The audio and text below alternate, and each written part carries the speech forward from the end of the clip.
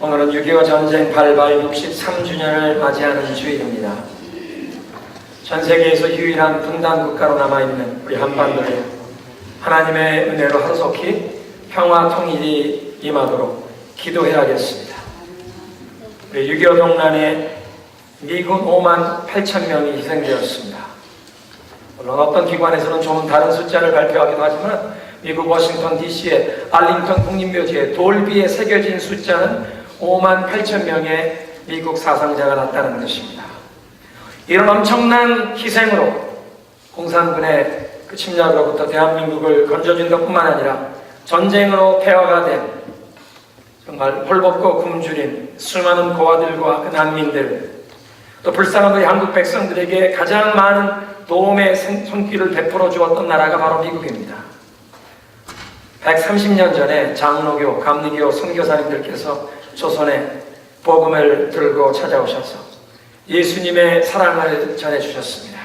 병원을 세우셨고 학교들을 세우셨습니다. 아직도 그 병원들, 아직도 그 대학들이 대한민국 최고의 교육기관이요 의료기관으로 서 있습니다.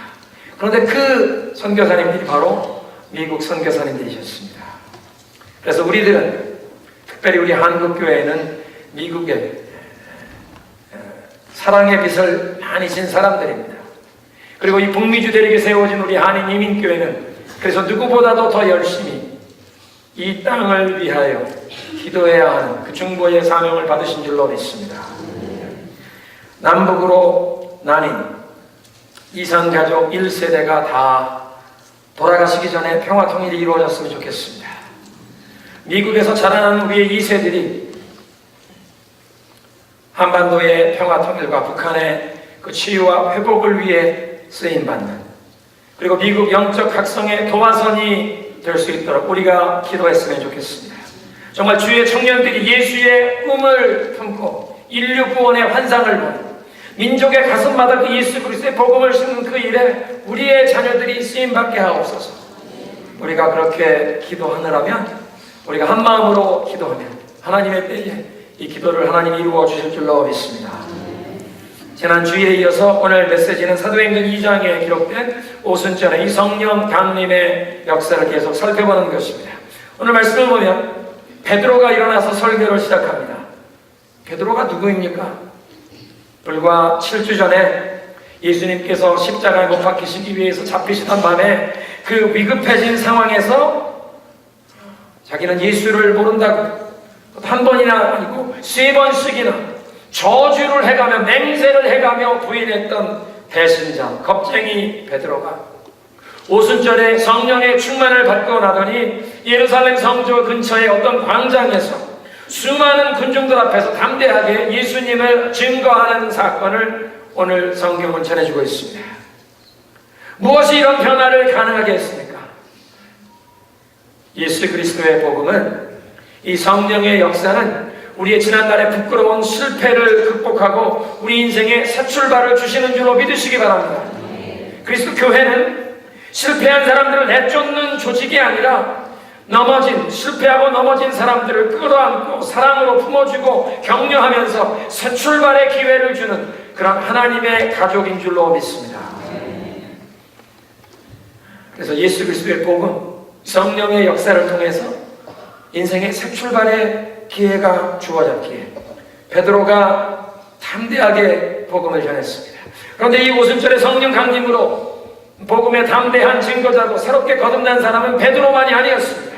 그와 함께 모여 있었던 이 120명의 모든 제자들이 성령이 그들에게 놀랍게 임하실 때 그동안 자기들이 배워보지 못한 외국어로 하나님의 놀라우신 일을 행하는 것을 선포했다는 것입니다. 그런데 저들은 그냥 마가의 다락방에만 모여 있었던 것이 아니라 길로 나아갔습니다. 거리로 나아갔습니다. 광장으로 나아갔습니다. 성전 앞들로 나아간 것입니다. 그랬기 때문에 그 당시에 이 오순절, 이 명절을 지키기 위해서 세계 각처에서 예루살렘의 성지순례에 와 있던 그 수많은 사람들이 각자 자기의 난 곳 방언으로 하나님의 놀라운 복음을 선포하는 것을 듣고는, 아니 이 사람들 다 갈릴리 사람들이 아니냐, 어떻게 갈릴리 사람들이 우리가 태어난 우리 지역의 언어를 얘기하냐, 어떻게 저 사람들이 페르시아 말을 하냐, 어떻게 저 사람들이 아랍어를 하냐, 어떻게 저 사람들이 우리 지역의 언어를 하면서 이렇게 놀라운 하나님의 일을 선포하느냐. 그들이 놀랐다는 것입니다. 사실 몇 주 전에 예수님께서 십자가에 못 박히시고 무덤에 안장되시고 3일 뒤에 예수님께서 그 안식 후 첫날 부활하셔서 제자들을 찾아가셨을 때 그 동일한 제자들은 이 예수님을 핍박한, 예수님을 십자가에 못 박은 사람, 그 유대인들이 두려워서 자기들이 있는 곳에 문을 굳게 걸어 잠그고 있었던 사람들입니다. 그렇게 두려움에 떨던 사람들이 담대하게 성전 안뜰, 성전 근처였던 광장에서 그 예수를 십자가에 못 박으러 외쳤던 그 동일한 사람들 앞에서 담대하게 그리스도의 복음을 증거한 줄로 믿으시기 바랍니다. 여러분, 누구든지 성령 충만을 받으면 이렇게 담대하게 예수님을 증거하는 능력이 임하는 줄로 믿습니다. 그래서 한 성경 주해가는 해석하기를 이 사도 베드로의 혼자의 설교 때문에 3,000명이 그날 회개하고 예수를 믿게 된 것이 아니라 이 120명 제자들 그 모두가 성령의 충만함을 받고 그들이 여러 나라의 말로 이렇게 복음 전하는 얘기를 듣고 세계 각처에서 모여왔던 사람들이 그 복음을 듣고 예수 그리스도를 믿게 되었는데, 베드로가 그 초대교회의 모든 사람들의 대표자로, 초대교회의 지도자로 설교를 한 모습으로 오늘 이렇게 이 말씀을 기록했다고 그렇게 전하는 것입니다. 예수님의 사랑 때문에 또 더럽고 추한 우리의 이 모든 죄를 깨끗이 불태워 도말하시듯 그런 성령의 불길 같은 역사가 베드로에게 임할 때 지난날의 그 수치스러운 실패와 실수를 그 딛고 일어나서 새로운 출발을 주시는 하나님의 능력, 그 성령의 능력을 힘입어 복음을 담대하게 증거한 베드로의 이 설교가 오늘 기록된 줄로 믿으시기 바랍니다. 한번 따라하겠습니다. 우리가 실패할 때 버림받는 게 아니라 성령의 회복시켜 주시는 은혜를 사모하자. 믿으십니까? 성령이 임하시면 그리스도의 복음은 실패한 인생들에게 새 출발의 기회를 주신다는 것입니다. 이 오순절에 성령 충만함을 받고 베드로만 일어나서 설교한 것이 아닙니다. 오늘 성경 말씀 보면 베드로 옆에 11사도가 함께 서서 복음을 전하고 있습니다. 여러분, 6월절 예수님께서 그 최후의 만찬을 베풀어 주실 때 이 12제자는 서로 감투 싸움을 하고 있었습니다. 예수님이 메시아 왕국을 세우면 누가 더 높은 벼슬을 차지할까 서로 교만한 마음이 나뉘었던, 분열되어 있었던 사람들이었습니다. 그리고 예수님이 잡히시던 다음에는 서로 제 목숨만 건지려고 주님을 버리고 도주했던 비겁한 겁쟁이들이 오순절에 성령의 충만을 받고 나더니 예수 그리스도를 십자가에 못 박았던 바로 그 군중들 앞에 서서 담대하게 예수님을 증거하는데 서로 한 마음이 되어 영적으로 일치단결한 모습으로 함께 서서 복음을 전했다는 것입니다. 여러분, 성령이 임하시면 나뉘었던 마음도 하나 되게 하시는 줄로 믿습니다. 그래서 친정 6.25 63주년을 맞이하면서 우리 민족의 통일에 정말 마음을 하나 되게 하실 이 성령의 놀라운 역사가 우리 온 민족에게 부어져야 할 줄로 믿으시기 바랍니다. 벌써 70년을 이념이 다르게 이렇게 살았기 때문에 말도 달라지지 않았습니까? 말도 달라지고 생각도 다른, 마음도 다른, 정서가 다른 우리 민족, 정말 하나 되게 하실 분, 성령의 놀라운 역사가 그리스도의 십자가에 피 묻은 복음의 능력이 필요한 줄로 믿으시기 바랍니다. 성령이 임하시면 나뉘었던 마음도 하나 되게 하십니다. 겸손하게 하십니다. 서로 사랑하게 하십니다. 예수님을 증거할 수 있는 담대함을 주시고 사랑으로 하나 되게 하시는 역사가 임하는 줄로 믿습니다. 베드로가 어떤 설교를 했는지 한번 살펴보시기 바랍니다. 조롱하는 자들의 그 비방에 답변을 합니다. 우리는 지금 술 취한 게 아닙니다. 포도주에 취한 게 아닙니다. 지금이 제3시 오전 9시입니다. 베드로가 이 말을 오순절날 하고 있습니다. 여러분, 오순절이라고 하면 6월절로부터 7안식일을 지나고 그 다음 날입니다. 7안식일을 지나고 그 다음 날, 그러면 주일날, 일요일입니다. 그런데 이 오순절은 이스라엘 민족에게 하나님이 명하신 3가지의 큰 명절, 절기 중에 하나였습니다. 그래서 이스라엘 사람들은 이런 절기에 하나님 앞에 예배드리는 그런 절기나 아니면 안식일 날은 아침에 성전에서 하나님께 예배 드리고 그 예배가 끝나는 아침 10시까지는 식사를 하지 않습니다. 아침 제사를 하나님께 먼저 드린 다음에 그 제사가 성전에서 끝나면 10시가 되어야 식사를 하는데 지금 아침 9시밖에 안 됐는데 어디서 밥을 많이 먹고 뭐 술을 마시고 술을 취했다. 이건 불가능한 얘기라고 베드로가 얘기하는 것입니다. 근데 이 얘기를 오순절 아침에 하고 있습니다. 오순절이 주일이라는 사실에서 한 가지 중요한 기독교 신앙의 기초 원리를 밝히겠습니다. 안식일은 우리 주변에 안식일은 토요일이다. 토요일에 안식일을 지켜야 한다라고 주장하는 사람들이 간과하고 지나가는 사실은 하나님께서 처음 천하 만물을 창조하실 때에는 천지창조의 제7일째 되는 날을 안식일로 제정해 주셨습니다. 그런데 예수님께서 오셔서 이루신 인류 구원의 역사, 그 새 창조의 역사를 보면 안식 후 첫날 주일 아침에 예수님께서 사망의 권세를 깨뜨리시고 부활하셨다는 것입니다. 주일 아침에 성령 강림이 오순절 주일 아침에 주일 아침 9시 직전에 성령이 교회에 부어주셨다는 것입니다. 그래서 예수 믿는 사람들은 초대교회 때부터 예수님이 죄와 사망의 권세를 깨뜨리시고 부활하신 그 주일 아침에 모여 예배를 드리면서 예수님께서 우리 죄를 위해서 십자가에서 속죄함으로 달려 돌아가실 뿐 아니라 그 죄와 사망의 권세를 깨뜨리시고 부활하신 날이 주일 아침이다. 그 예수님 지금도 살아계신 인류의 구원자가 되시고 하나님의 아들이 되시고 오늘도 하늘 보좌 우편에 앉아 계시며 우리의 기도를 들어응답하시는 분이시다. 뿐만 아니라 그렇게 주일날 아침에 죄와 사망 권세 깨뜨리시고 부활하신 예수님이 하늘로 승천하셔서 우리에게 성령을 보내주셨는데 교회에 성령을 처음 보내주신 날이 오순절 주일 아침이라는 것입니다. 그래서 주일 아침에 예수 그리스도께서 부활하셨고 주일 아침에 교회에 성령을 처음 부어주신 것을 기념하며 우리 신약교회는 주일날을 일요일날 안식일로 지키는 줄로 믿으시기 바랍니다. 한번 따라하겠습니다. 예수님의 부활과 오순절에 성령 강림으로 신약교회는 주일날을 안식일로 지킨다. 믿으십니까?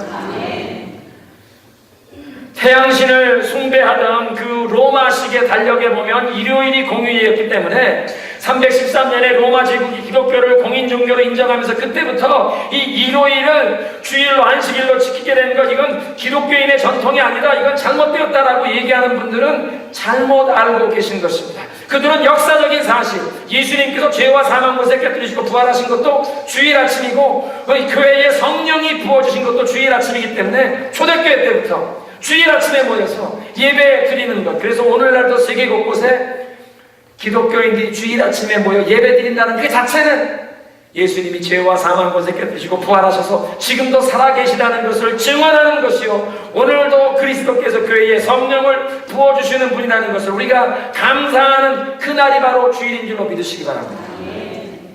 그래서 이걸 한번 여러분 기억하시고, 누가 이 구약성경을 보시러 안식일을 성수하라고 했는데 안식일은 금요일 저녁 해지는 시간부터 토요일 저녁 해지는 시간이니 토요일 아침에 모여서 예배 드려야지. 그건 구약식이고, 이 사람아, 예수님이 주일 아침에 부활하셨다네, 성령이 오순절 주일 아침에 교회에 부어지셨다네, 그래서 초대교회 때부터 기독교인의 안식일은 주일날로 변경이 되었다네, 확신 있게 증거하시기를 주님의 이름으로 축원합니다. 성경적인 근거가 있는 것입니다. 성령의 충만함을 받은 베드로가 입을 열며 제일 먼저 꺼낸 얘기는요, 성경 말씀입니다. 구약 성경의 예언을, 요엘 선지자의 예언을 말씀하고 계십니다. 여러분, 성령 충만함을 받은 이 120명의 제자들이 그들의 입이 열리고 자기들이 배워보지 못한 외국말로 하나님의 놀라운 이 행사를 선포하는 방언의 역사가 터져나왔습니다. 성령의 그 역사하심이 놀라운 신비스러운 현상을 가져온 것입니다. 그런데 베드로는 이 120명의 이 갈릴리 출신 사람들이 방언으로 막 얘기하는 그 현상을 보면서 놀라워하는 이 수많은 사람 앞에서 제일 먼저 성경 얘기로 돌아갑니다. 요엘 선지자의 말씀을 인용한다는 것입니다. 여러분, 성령의 역사는 무엇보다도 우리를 하나님의 말씀으로 돌아가게 하시는 줄로 믿으시기 바랍니다. 성령의 놀라운 은사가 임했다고 하나님의 말씀을 무시하게 하는 법이 없습니다. 성령 충만은 성경 말씀을 더욱 존중하게 하십니다. 말씀을 보는 영적인 시야를 열어주시고 말씀의 참된 뜻을 깨닫게 하신다는 것입니다. 성경 말씀을 가볍게 여기거나 아니면 성경 말씀을 우리에게 밝혀주시는 이 정해두신 울타리를 넘어서게 하는 법이 없습니다.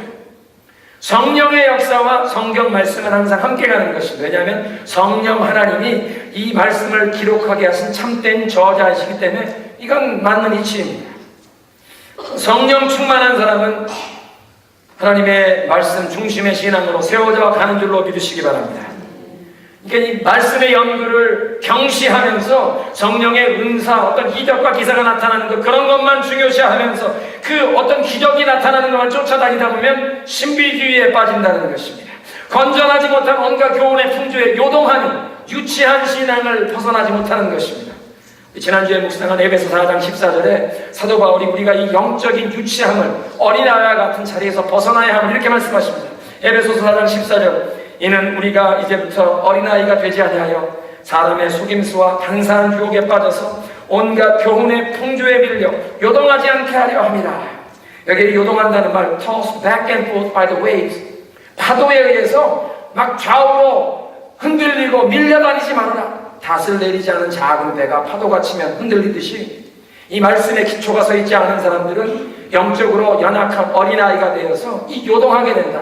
근데 그 어린아이라는 말을 영어 성경에 보면 We will no longer be infants. infant, 신생아, 갓 태어난 갓난아이와 같다라고 얘기합니다.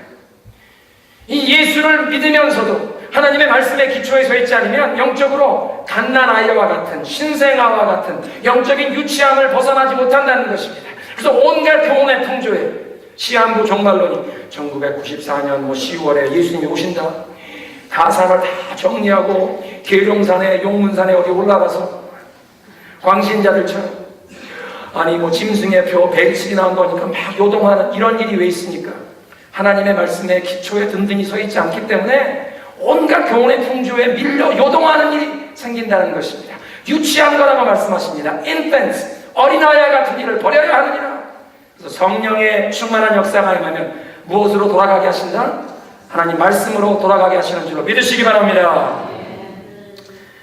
그리고 이제 요엘 선지자의 그 예언을 인용하시는데요. 제일 먼저 베드로가 인용하는 요엘 선지자 예언의 말씀 가운데 눈에 띄는 중요한 단어는 말세에, in the last days, 말세라는 어구입니다. 말세란 하나님께서 주관하시는 이 인류 구원의 놀라운 이 역사를 펼쳐가시는 그 은혜로 구원받는 마지막 시대라는 것입니다. 복음의 시대, 복음을 듣고 믿는 자에게 하나님께서 구원을 주시는 그 은혜의 시대라는 것입니다. 우리 구약 성경을 읽어봐도 그 역사의 흐름에 따라서 시대를 여러 가지 나눌 수 있습니다. 근데 그 구약 시대가 끝날 때 400년의 영적 흑암기가 있었습니다. 영적인 이 침묵의 기간, 말라기 선지자를 끝으로 하나님께서 이 세례 요한이 나타나기까지 400년 동안 천사를 보내시지 않습니다. 어떤 특별한 환상이나 꿈이나 계시를 허락하지 않습니다. 400년의 영적인 흑암기가 있었습니다. 그리고 이제 신약시대가 시작이 됩니다. 예수님께서 지상 33년 동안 지상 사역을 하셨습니다. 그리고 예수님의 사역이 끝나시고 십자가에 달려 돌아가실 뿐 아니라 부활하신 다음에 하늘로 승천하시고 열흘 뒤에 오순절에 성령이 임하셨습니다.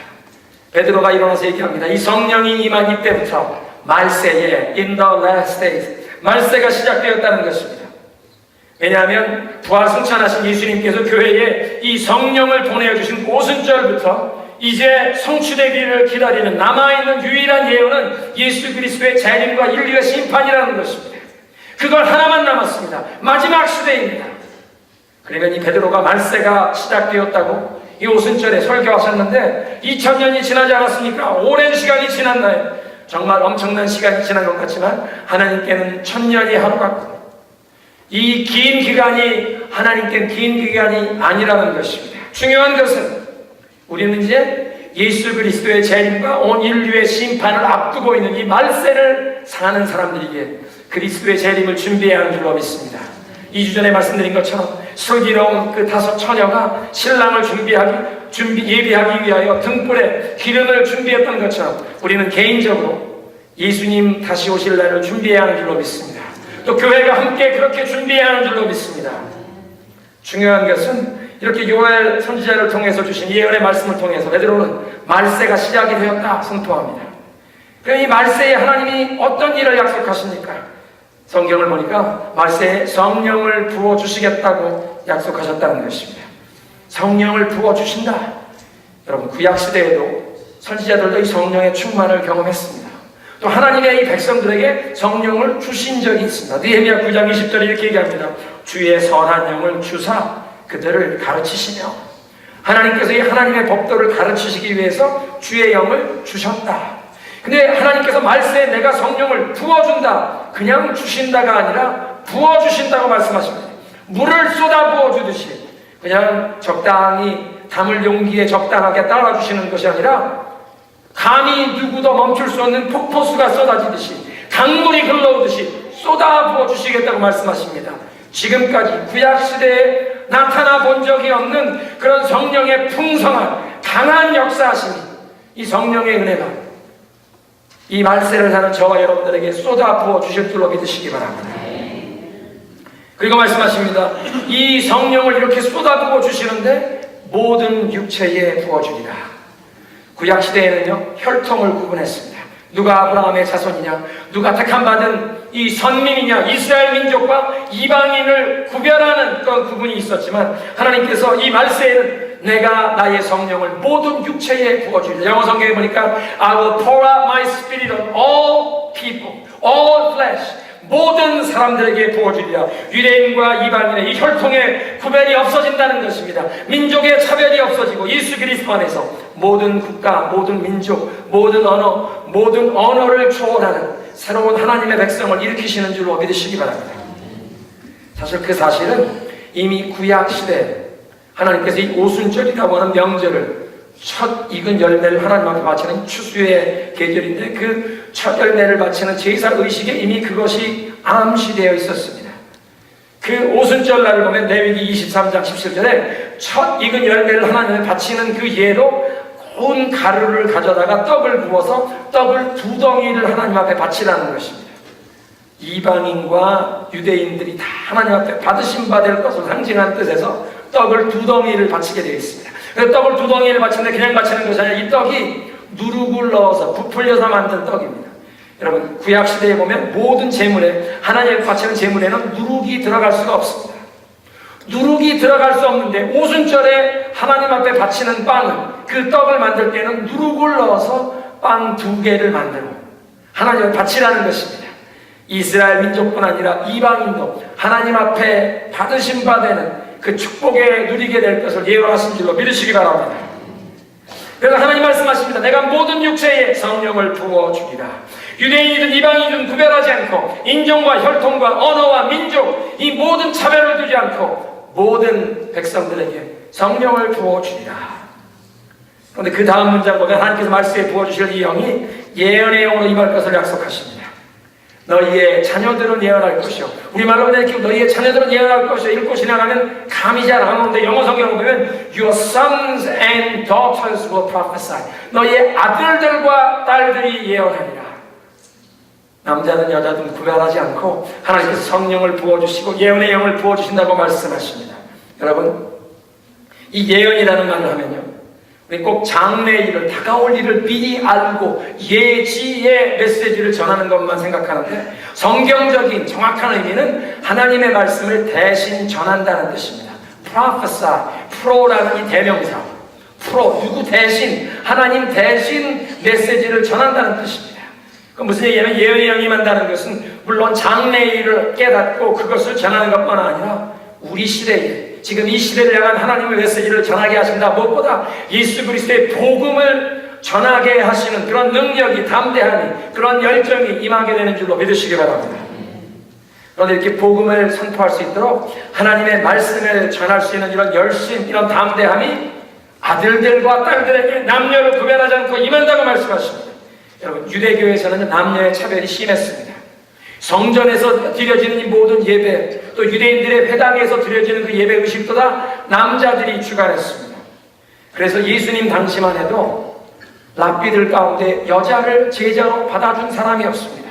그래서 예수님께서 당신의 발치에서 마리아가 앉아서 예수님의 그 말씀하시는, 그 가르치시는 교훈을 귀담아 들을 수 있는 그 자리를 허락하신 것도 파격적으로 여인들을 우대하신 것입니다. 예수님께서 여자들까지도 제자로 받아주셨다는 뜻입니다. 놀라운 일입니다. 여러분 그런 뉴스를 보셨는지 모르겠는데 지난 한 2, 3주간 동안 예루살렘에서 이 소란스러운 일이 있습니다. 예루살렘의 그 성전터, 헤롯 성전의 그 성전 축대가 있던 지역을 지금 현재 유대인들이 제일 성스러운 성지로 여기는 통곡의 벽이라고 하죠.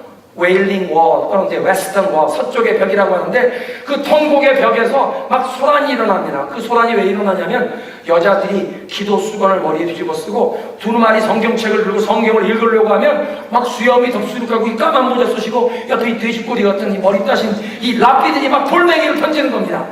이 해괴망측한 일을 한다고. 왜냐하면 지금까지 그 유대교의 전통에 의하면 이 통곡의 벽에 들어올 때도 남자 반 여자 반을 갈라놓습니다. 남자 반 쪽에 들어온 남자들만 머리에 이 기도 수건을 쓰고 두루마리를 열어서 토라 성경 말씀을 읽지 여자들은 감히 무질게 합니다. 그런데 왜 여인들이 열심히 생겨서 자기들도 머리에 이 프레어쇼, 이 기도, 이 수건을 쓰고 성경을 읽겠다고 하니까 이 수염 답수니까 랍비 할아버지들이 돌멩이를 던지는 겁니다. 이 망측한 일은 유대교는 아직도 차별이 있습니다. 근데 하나님 말씀하십니다. 내가 말세에 내 영을 모든 육체에 부어주니 너희 아들과 딸들이 예언할 것이요. 하나님께서는 남녀 차별하지 않으셨는지 믿으시기 바랍니다. 이 여자분들이 아멘 크게 하셔야죠. 하나님께서는 남자든 여자든 차별하지 않으시고 예수 그리스도의 복음을 담대히 전할 성령을 부어주시는 줄로 믿으시기 바랍니다. 뿐만 아니라 하나님의 이 메시지를 깨닫고 대언하는 이 예언, 계시의 영이 연령에 차별 없이 주어질 것을 말씀하십니다. 17절에 하나님 말씀하시기를 말세 내가 내 영을 모든 육체에 부어주니 너희의 아들과 딸들이 예언할 것이요 너희 젊은이들은 환상을 보고 너희 늙은이들은 꿈을 꾸리라. 그때 내가 내 영을 남종과 여종에게 부어주리니 그들이 예언하게 될 것이라. 젊은이들은 환상을 보고 아비들은 꿈을 꾸리라. 젊은이들이 인류 구원의 환상을 보게 하옵소서. 우리 민족의 가슴마다 그리스도의 복음을 심어 민족 복음화가 이루어지고 세계 선교의 이 미완성 과업이 우리 세대에 완성되는 예수 그리스도의 꿈을 품게 하여 주옵소서. 우리가 그렇게 기도해야겠습니다. 여러분 구약시대에도 예언의 영이 임했었습니다. 이 역사를 보면 모세와 함께 이스라엘 백성들이 애굽에서 출애굽해서 나올 때 하나님께서 이 백성의 모든 장로들을 모아놓고 백성의 장로들에게 한 번은 모세와 아론만 아니라 백성의 장로들에게 다 함께 예언의 영이 임한 사건이 있었습니다. 그 뒤에 사사시대, 선지자 시대에 보면 이 예언의 영이 선지 생도들에게 임합니다. 선지자가 훈련시키는 신학생들에게 임하는 것입니다. 그런데 말세에는 하나님께서 성령을 부어주시되 어떤 특정 계층에만 부어주시는 것이 아니라 연령의 차별 없이 이 성별의 남녀의 차별 없이 또는 이스라엘 민족이냐 이방이냐 혈통과 민족과 언어와 문화의 차별 없이 모든 하나님의 남녀 종들에게 성령을 부어주시고 예언케 하시고 환상을 보게 하시고 꿈꾸게 하시는 줄로 믿으시기 바랍니다. 그런데 이렇게 예언과 계시의 영이 임한다고 뭐 이상한 것을 보고 듣는 것이라고 생각하지 마십시오. 사도 바울이 에베소 교회 성도들을 위해서 기도할 때도 계시의 영을 부어 주옵소서. 에베소서 1장 17절부터 있는 말씀인데요. 우리 주 예수 그리스도의 하나님 영광의 아버지께서 지혜와 계시의 영을 너희에게 주사 너희로 하나님을 알게 하시고. 지혜와 계시의 영이 임한다는 것은 하나님을 알게 되는 것이구나. 하나님이 어떤 분이신지 하나님의 성품을 알게 되고 하나님의 뜻을 알게 되고 하나님의 원리를 알게 되고 하나님의 길을 알게 되고 하나님과 더 가까이 친밀하게 동행하게 되는 것이구나. 머리에 그냥 어떤 정보로 하나님은 이런 분이래더라 막연한 지식, 인포메이션이 아니라 하나님을 알게 되는, 개인적으로, 관계적으로, 체험적으로 알게 되는, 하나님과 친밀하게 동행하게 되는 지혜와 계시의 영을 너희에게 주사 하나님을 알게 하옵소서. 18절입니다. 그리고 너희의 마음의 눈을 밝히사 그의 부르심의 소망이 무엇이며 이 하나님께서 우리의 마음의 눈을 밝혀주실 때 알게 되는 것이 세 가지가 있는데 첫째는 부르심의 소망이 무엇이고 두 번째는 성도 안에 기업의 영광의 풍성함이 무엇이고 19절에 그 힘의 위력으로 역사하심을 따라 우리에게 베푸시는 그의 능력의 지극히 크심을 알게 하옵소서. 사도 바울이 모든 성도들을 위해 기도한 내용입니다. 우리가 기도해야 할 내용은 하나님 우리에게도 지혜와 계시의 영을 부어주사 하나님을 더욱 알게 하옵소서. 하나님이 어떤 분이신지 하나님의 성품을 알게 하시고 하나님과 동행함을 알게 하시고 하나님의 말씀을 깨달아 알게 하시고 이 시대를 향한, 나의 삶을 향한, 우리의 가정을 향한 하나님의 뜻, 하나님의 목적, 하나님의 계획, 내 인생의 갈 길을 알게 하옵소서. 그것이 마음의 눈을 밝히사 우리가 깨달을 세 가지에 들어있지 않습니까? 우리를 부르신 그 영광의 소망이 무엇인지, 또 우리에게 다가올 그 유업이, 성도들이 그리스도 안에서 물려받게 된 유업, 유산을 물려받게 된다고 말씀하세요. 뿐만 아니라 세 번째로는 그 능력이 얼마나 크신지를 알게 된다는 것입니다. 이런 것을 알게 되는 것이 계시와 또 이 하나님의 뜻을 알게 되고, 그 하나님의 뜻을 이 세대에 복음을 증거하는 것이 예언의 영인 줄로 믿으시기 바랍니다. 하나님, 나에게도 지혜와 계시의 영을 주사 하나님을 더 친밀히 알게 하시고, 내 마음의 눈을 밝히사 그 부르심의 소망을, 성도의 기업의 영광이 얼마나 풍성한 것인지, 하나님의 능력이 얼마나 지극히 큰 것인지 알게 하여 주옵소서. 그렇게 말씀할 뿐 아니라 베드로는 이제 다가올 심판에 대해서도 예언하고 있습니다. 오늘 이 성경 본문의 17절, 18절은 오순절 성령 강림을 통해서 이미 베드로와 함께 있던 성도들의 삶에 이루어진 역사였습니다. 그런데 19절, 20절은 베드로가 설교하던 그 당시가 아니라 앞으로 다가올 심판에 대한 예언이었습니다. 19절입니다. 또 내가 위로 하늘에서 기사를, 아래서 땅에는 징조를 베풀리니 곧 피와 불과 연기로다. 피, 불, 연기, 전쟁을 연상시키는 그런 이미지입니다. 20절에 주의 크고 영화로운 날이 이르기 전에 해가 변하여 어두워지고 달이 변하여 피가 되리라. 어떤 징조와 현상이 일어나고 전쟁이 일어나는 엄청난 고통과 혼란의 심판이 다가온다고 말씀하십니다. 여러분, 구약성경에 하나님이 부어주신다는 표현을, 이 성령을 부어주신다, 성령을 막 물붓듯이 부어주신다는 표현에만 부어주신다는 말을 사용하지 않고, 하나님께서 심판을 베푸실 때 하나님의 진노의 잔을 부으신다라는 표현이 있습니다. 여러분, 그게 무슨 뜻입니까? 이 지금 요엘 선지자를 통해서 하나님께서 이 말세에 대한 예언의 말씀을 주시는데, 베드로가 얘기하는 것은 그것입니다. 17절 18절에 말세에 내가 내 성령을 모든 육체에 부어주니 너희의 아들과 딸들이 예언하게 될 것이라. 너희의 젊은이들이 환상을 보고 너희의 늙은이들이 꿈을 꾸리라. 내가 남정과 여정에게 내 성령을 부어주니 저들이 예언하리라. 이 성령을 부어주실 때 열린 마음, 예수 그리스도를 향하여 열린 마음, 겸손한 마음으로 나오는 자에게는 성령이 물붓듯이 부어지고 우리가 그 한 성령을 마시게 하신다는 것입니다. 그런데 그 성령을 마시기를 거부하는 자, 예수 그리스도의 복음을 거부하는 자들에겐 이제 하나님의 진노가 쏟아부어지고 하나님의 심판이 쏟아부어져서 하나님의 그 진노의 잔을 마시게 된다는 것입니다. 그래서 19절 20절 하나님께서 위에 하늘에서 땅에서 징조를 베풀리라. 피와 불과 연기가 나타나리라. 해가 어두워지고 달이 어두워지리라. 이런 놀라운 재앙과 심판이 다가오는데 그 심판과 진노의 잔을 마시게 되리라.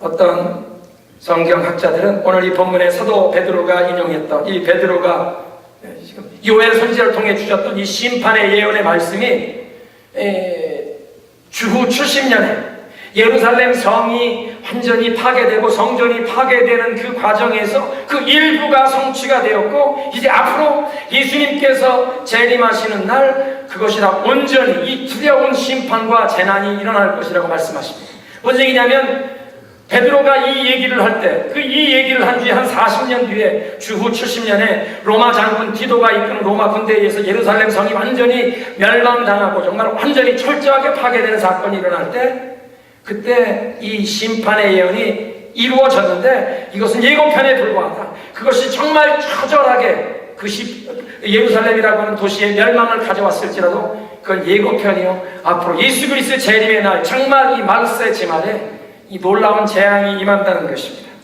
여러분, 예수님께서 예루살렘 성을 바라보시면서 눈물을 흘리고 통곡하시고 탄식하신 그런 말씀이 있습니다.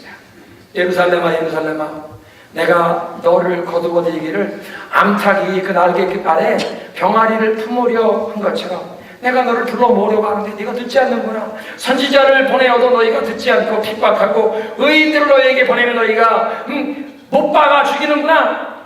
십자가를 못 박는구나. 이제 내가 너희들을 심판하려는데 의인 아벨의 피로부터 지금까지 흘려진 모든 선지자들과 모든 순교자들의 피의 대가를 너희에게서 찾으리라.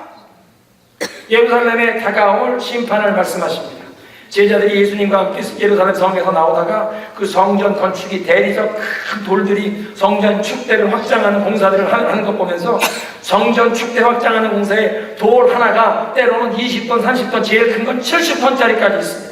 그런 엄청난 대리석으로 성전 축대를 넓혀가면서 성전이 올라가는데 하얀 대리석이 올라가고 성전 지붕은 금으로 씌워놓고, 그래서 그 중동 지역에 장렬하는 태양가에 대낮에 보면 눈부신 환한 성전 예루살렘, 모든 이스라엘 백성들의 자랑거리였습니다. 주님, 저것을 보시죠. 너희들이 이것을 보느냐? 내가 친정 너에게 말하노니 돌 위에 돌 하나도 남지 않고 이것이 다 파괴되리라. 예수님 그 말씀하신 뒤 정말 40년 뒤에 로마 장군 디도가, 사실은 베스파시안 장군이 이끄는 로마 군대가 이 이스라엘 사람들의 이 독립운동 반란을 진압하기 위해서 군대를 끌고 오다가 베스파시안이 로마의 황제로 추대를 받습니다. 그러니까 자기의 이 사령관 자리를 아들 디도 장군에게 넘겨줍니다. 디도 장군이 아버지로부터 지휘권을 받아서는 군대를 이끌고 예루살렘을 와서 3년을 포위하고는 마지막엔 예루살렘 성은 점령에 들어갔는데 화재가 일어나서 모든 성이 불타는데 성전도 불타고 성전 지붕을 금맥기로 씌웠던 곳이 다 녹아내려 버렸습니다. 로마 군인들이 시가지를 점령한 다음에 노예들을 동원해다가는 이 돌과 돌 사이에 스며든 금덩어리를 찾느라고 돌을 다 헤치면서 그 금을 찾아냈다는 것입니다. 돌 위에 돌 하나 남지 않고 예루살렘 성전이 완전히 파괴되는 역사. 수많은 사람들이 죽임을 당했습니다. 그 처절한 멸망의 역사가 앞으로 예수님 재림에 대한 예고편에 불과하다고 말씀하십니다. 그런데 이런 두려운 말씀만 주는 것이 아니라 21절에 누구든지 주의 이름을 부르는 자는 구원을 얻으리라. 우리 시편에 그렇게 말씀하시죠. 주님의 이름은 강한 성루, 그것을 아는 자는 그리로 달려가 안전하리라. 하나님의 이름, 하나님이 어떤 분이신지, 그 하나님의 성품, 어떤 상황 가운데서도 하나님은 선하신 분, 하나님은 신실하신 분, 하나님은 우리를 사랑하시는 분, 그 하나님의 성품을 아는 자는 하나님의 이름을 의지하고 붙들고 그것이 우리의 강한 요새처럼 성루처럼 되어 그리로 달려가 안전하리라고 말씀하십니다. 역사상 예루살렘 성전이 파괴된 역사는 2번 있었습니다. 구약시대에도 바벨론 제국의 멸망이 되었습니다. 그런데 바벨론 제국에 의해 파괴될 때에도 하나님께서 예루살렘 성 안에 소수의 의인들을 살아남게 하십니다. 그루터기처럼 예레미야 선지자 같은 사람이 바로 그런 사람이었습니다. 에스겔서 9장을 보면 하나님께서 에스겔 선지자에게 환상을 보여주십니다. 너희가 이 예루살렘 성에서 일어난 모든 불의한 일을 보느냐? 내가 이제 심판하리라. 하나님이 천사들을 불러내니까 사람을 죽이는 사육하는 이 도구를 가진 칼을 찬 천사들이 나타납니다. 그런데 그 중에 한 사람은 허리에 서기관의 먹통 같은 것을, 필통을 차고 있습니다. 그 필통을 차고 있는 천사에게 얘기합니다. 너희가 이 도성에 나아가서 이 가운데 일어나는 가증한 일, 하나님이 미워하는 이 모든 죄악된 일을 인하여 가슴 아파하며 통곡하며 회개하며 기도하는 사람의 이마에 표를 하라. 그리고 이제 허리에 칼을 찬 사람을 죽이는 그 기계를 찬 너희들은 그 뒤를 따라가며 모든 사람을 죽이는데 남녀노소 구분하지 말고 다 죽이되 이마에 표를 받은 자는 가까이 하지 말라. 보호해라. 살려둬라. 예레미야가 살게 되었습니다. 예루살렘 성이 망하는데도 하나님의 표를 받은 자들은 살게 하셨습니다. 마찬가지로 2번째 예루살렘 성전 파괴 역사도 예수님께서 이미 예언하셨죠. 예수님이 이렇게 말씀하십니다. 너희가 거룩한 곳에 이 하나님을 모욕하는 더러운 것이 선 것을 보거든 산으로 도망가라. 밭에서 일하는 자 집안에 가지로 들어오지 말고 산으로 도망가라. 이 예수님의 말씀을 알고 있던 초대교회 성도들이 로마의 디도 장군이 예루살렘 성을 이제 잠정적으로 포위하고 아직 봉쇄하기 전에 이 성전 안에서 어떤 이상한 일이 일어나는 거 보고 야, 예수님 말씀하실 때다. 도망가자. 그 당시에 예루살렘에 거하던 많은 유대인들은 성전이 여기에 있어서 하나님이 우리를 지켜주실 것이라, 150년 전에 마카비 혁명 때도 하나님이 지켜주신 것 하나가를 우리가 지키고 있지 않느냐, 오늘도 로마 군대로부터 하나님이 지켜주실 것이라, 이런 생각에 그냥 남아있었는데 기독교인들은 펠라라고 하는 산동네로 다 도피해서 로마 군대가 예루살렘 성을 점령하고 파괴하고 수많은 사람 죽일 때 그리스도인은 한 명도 죽지 않은 줄로 믿으시기 바랍니다. 역사가 증언합니다. 주의 이름을 부르는 자는 구원을 얻으리라. 출애굽 때 애굽에 10가지의 재앙이 임했지만 하나님의 백성들이 사는 고센 땅에는 재앙이 임하지 않은 줄로 믿으시기 바랍니다. 이제 예수 그리스도의 재림이 다가오는 이 말세에 큰 환란의 때가 다가오지만 그러나 주의 이름을 부르는 자는 구원을 얻으리라. 오늘 말씀을 정리하겠습니다. 오순절에 성령의 충만을 받은 베드로가 일어나서 복음을 전하기 시작합니다. 불과 7주 전에 예수님을 모른다고 저주까지 하는 맹세하며 부인하던 사람이었습니다. 이 베드로만 혼자 그렇게 선 것이 아니라 옆에 11사도가 함께 섰습니다. 120명의 제자들이 함께 섰습니다. 지난날의 실패와 부끄러움을 극복해야 하시는 성령의 회복의 역사를 체험한 줄로 믿으시기 바랍니다. 뿐만 아니라 성령 충만함 받은 베드로는 제일 먼저 하나님의 말씀을 인용합니다. 성령 충만은 하나님의 말씀을 향한 이 사모하는 마음, 말씀을 향한 열심을 주시는 줄로 믿습니다. 세 번째 말씀에 하나님께서 남녀와 여종에게 이 성별을 구별하지 않고 연령을 구별하지 않고 민족과 이 국적과 언어, 문화, 혈통을 구별하지 않고 모든 하나님의 백성들에게 예언의 영을 부어주시는 줄로 믿습니다. 지혜와 계시의 영을 우리에게도 주셔서 하나님을 알게 하시고 또 이 시대에 하나님의 때를 알게 하시고 우리의 삶을 향한 하나님의 계획을 알게 하시고 예수 그리스도의 복음을 담대하게 전하게 하실 줄로 믿습니다.